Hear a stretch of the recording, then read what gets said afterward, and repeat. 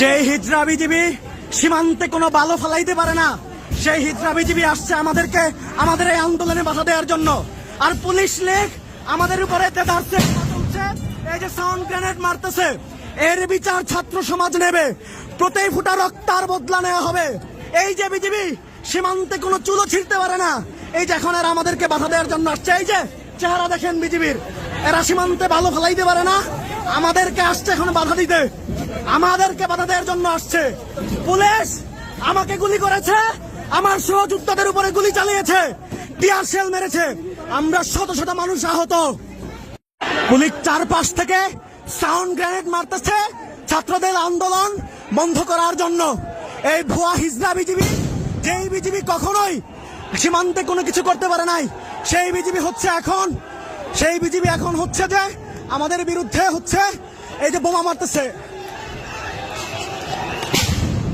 এই যে বোমা মারতেছে বিজিবি, এই যে বোমা মারছে, পুলিশ বোমা মারছে, হ্যাঁ পুলিশ বোমা মারছে, পুলিশ বোমা মারছে,